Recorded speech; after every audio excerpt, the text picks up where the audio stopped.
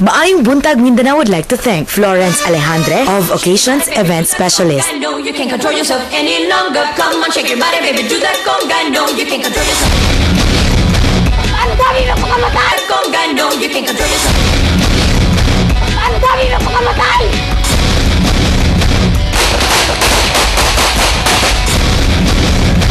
Pasista! Pasista!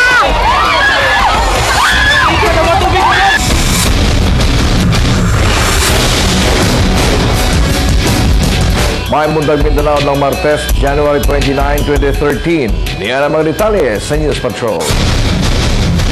Kanhi leader sa Osaka Transport Group sa Davao City, Jeep Pusil, patay sa mailing responsable. Si Bona Pamplona sa report. Padayon panggila sa Talomo Police ang nag-inusarang sospek sa pagpusil patay ni Emilio Rivera kagahapon sa hapon sa May Tahimik Avenue, Bangkal, Davao City.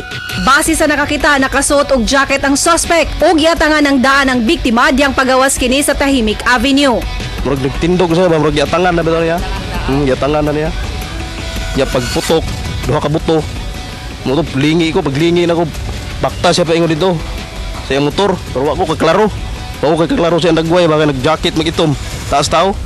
Sa nakuhang impormasyon sa Talomo Police, kaning chairman sa Osaka Transport Group si Rivera ug kasamtangang driver ug bodyguard sab kini sa Osaka abogado.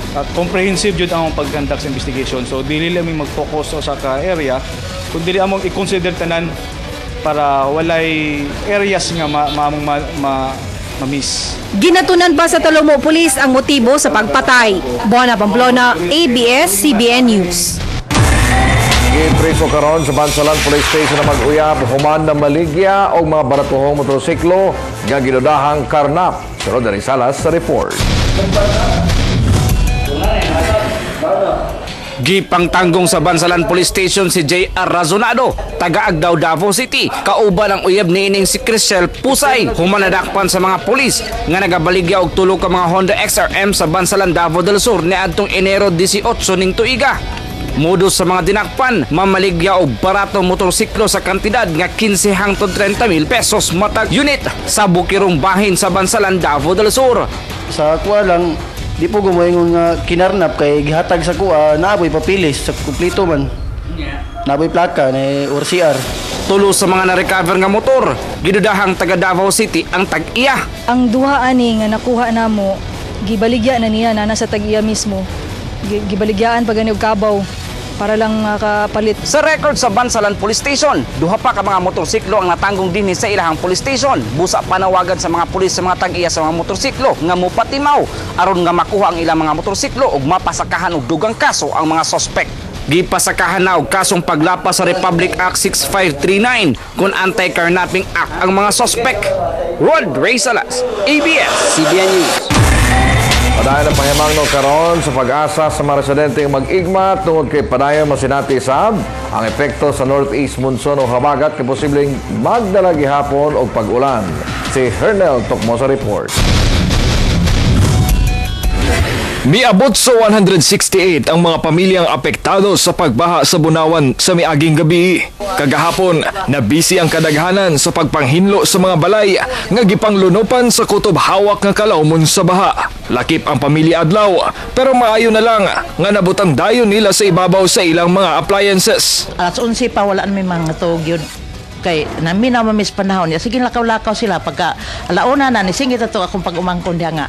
Pag-andam na mo kay ang tubig na nas kanal.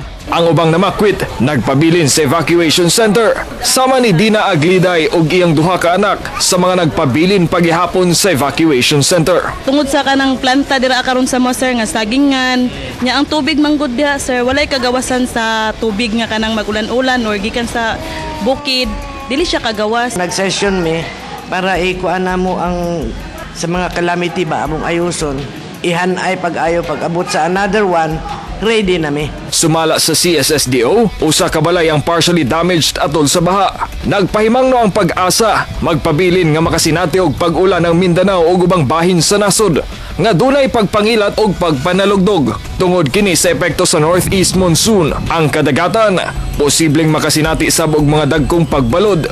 Busa gitambagan ang mga mangingisda nga mag-amping. Hernel Tokmo, ABS-CBN News. Nakuhaan sa mga patrolo ng baha sa Carmen, Davao del Norte ug Gibasol nini ang nagubang nga sapa sa Tuganay. Sa video nga kuha ni Jake Harl Ravino, gipakita nini ang lugar sa Carmen nga nabahaan, humang iniawas ang baha sa sapa. Halos na ng pananom ug mga balay lumog sa baha. Sa Purok 8, Bodega Tuganay, Carmen, Davao del Norte nakuhaan sa nining baha nga nibanaw sa kasagingan. Kapinaw sa kasemana ng lumog sa baha ang ubang lugar sa Carmen tungod sa sagunsong ulan.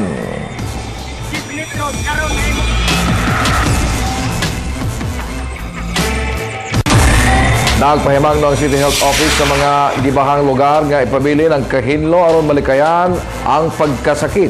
Yan report ni Bona Pablona. Nagpahimang no ang Department of Health ilabi na sa mga nabahaang lugar ingon man ang naa sa evacuation center nga magbinantayon sa posibleng sakit nga dala sa baha. Sagad sa mga sakit nga makuha ang diarrhea ug cholera gikan sa kontaminado nga tubig. And then kung adunay mga hilanat na labi na isa duha ka adlaw na nga hilanat nya natanaw nimo na kay history nga niubog ka sa baha, magpakonsulta dayon ta sa atong health centers. Usasab sa delikadong sakit nga makuha gikan sa baha ang leptospirosis ug mga sakit dala sa lamok sama sa dengue. Kung pwede lang gyud dili gyud ta mag-ubog sa baha, tubig baha kay dili man ta ka sure kung katong tubig didto infected sa leptospira or katong kagaw nga mo ay makakos anang leptospirosis. Tambag sa DOH nga siguraduhong kanunay limpyo ang palibot ingon man ang inumon nga tubig aron nga di magkasakit. Bona Pamplona, ABS-CBN News.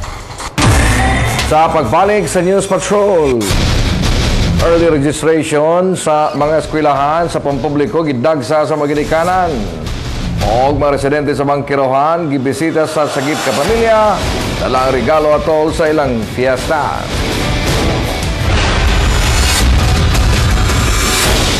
Maybe all I need in darkness, see is all.